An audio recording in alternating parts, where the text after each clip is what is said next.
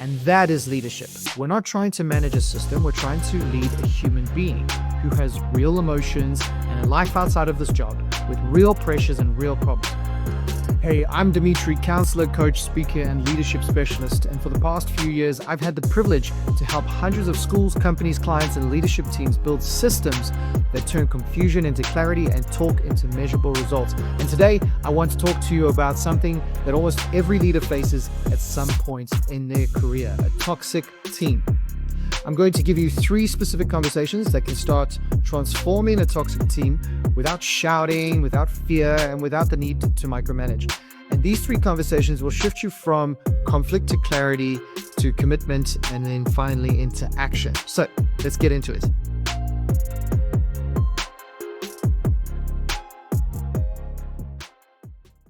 The signs of a toxic environment are simple to see. There's gossip, blame, silence in meetings, constant resistance to change, and then obviously lack of trust. But here's what most leaders get wrong. When they notice there is a toxic environment, they try to fix it by enforcing more rules instead of focusing on the one thing that actually helps, and that's building relationships. So toxicity isn't a discipline issue. It's a learned habit or behavior from a lack of communication. And that means you can't push your way out of it or punish your way out of it. You have to build your way through it. So let's look at conversation number 1, which is focusing on going from conflict to clarity. Now, when a team becomes toxic, what's actually happening underneath is a story problem. Everyone's running their own narrative. Who's right, who's wrong, who's working harder, who's being ignored. And when stories start to be shared, they harden into assumptions, and assumptions become resentment, and then resentment becomes the culture. So the first step isn't to demand accountability. Hey guys, we now need to do this and this. No.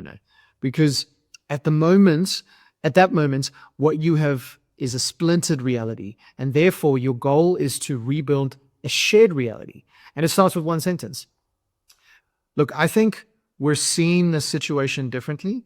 Can we slow down and look at just what's happening from both of our sides? And that type of sentence does 3 powerful things. It lowers the defensiveness. You're not attacking, you're just inviting. It recenters the conversation on facts and allows for honesty to take place. And then it signals safety. You're modeling calm, not chaos. You know, people tend to enter those meetings with their walls completely up, ready to fight. And if you present a calm demeanor, they will naturally fit into that. So here's what that conversation sounds like in practice. Look, I've noticed there's been tension between you and I, but before we jump into the nitty-gritty, I want to make sure that we're working from the same point of view or the same reality. So I just want to know what's happening in your world and how you see all of this playing out. Then all you have to do is you listen without correction, because the moment you interrupt, people naturally retreat back into their story and into their world. Once everyone's shared, you summarize it like this. Okay, so here's what I'm hearing. You feel overwhelmed, you're feeling unheard, and we're both technically wanting the same thing, and that is to work better together, right? And that is leadership. We're not trying to manage a system. We're trying to lead a human being who has real emotions and a life outside of this job with real pressures and real problems. One of the purposes of leadership is to take the person we are leading with all their talents, flaws, and abilities and see their potential and multiply those talents and abilities and uplift them to do things that maybe they themselves never thought they could do. And in order to do that, we need to actually take the time to get to know the person in the seat in front of us. Because we don't manage people, we lead people and manage tasks. So once you've rebuilt a shared reality, the next step is to turn that clarity into accountability without blame. And this can be where most leaders fall short. They mistake accountability for punishment. The person comes in and the leader says something along the lines of, listen, you didn't do this, this, and this. I need to keep you accountable, so therefore, ... But accountability isn't telling the person what they've done wrong and making them feel guilty about it. It's about walking alongside them and helping them achieve their goals and fulfill their responsibilities.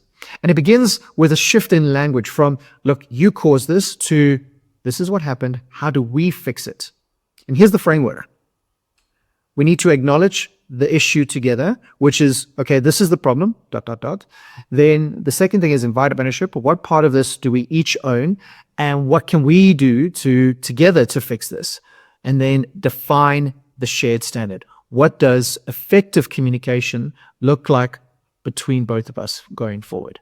It's subtle, but powerful, because it changes the dynamic from me versus you to us versus the problem. And when people feel ownership and feel they are supported, the behavior changes naturally, not through threat, but through clarity. From a psychological perspective, this works because it taps into the self-determination theory, which is a framework of human motivation and personality that states that people are driven by three innate psychological needs. That's autonomy, which is a sense of control, competence, which is a mastery over tasks, and relatedness, which is a sense of belonging. And in this conversation, we've managed to use two of the three core human motivators, which is autonomy and competence. When people feel they have choice, autonomy, and capability, which is competence, they step up. When they feel controlled, they will shut down. So instead of forcing responsibility, you invite them in. That's how you start creating trust. Now, once you've clarified reality and rebuilt responsibility, the last step is just to reconnect commitment. Because culture doesn't change through one talk. It changes through consistency over time, presenting the same actions and patterns in everything that we do. And this conversation starts with creating that consistency within ourselves as leaders and in the structures that we implement. The conversation may sound something like this. We've spoken openly about what hasn't worked. We've taken responsibility for our parts. Now, let's decide, what are we committing to as a team going forward? Then all we need to do is make the commitments tangible.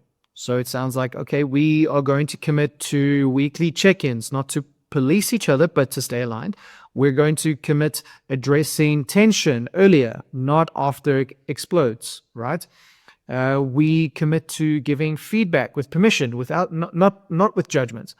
And then you summarize it into a shared statement, something simple like, we agree that our culture is built on respect, clarity, and consistency. And we're all responsible for keeping it that way.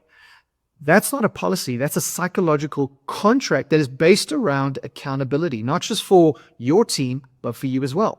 From a neuroscience point of view, this moment matters because it activates the reward center in the brain. When people commit voluntarily, dopamine releases, and that positive reinforcement makes the new behavior more likely to stick. So instead of controlling culture from the top, you co-create it from within.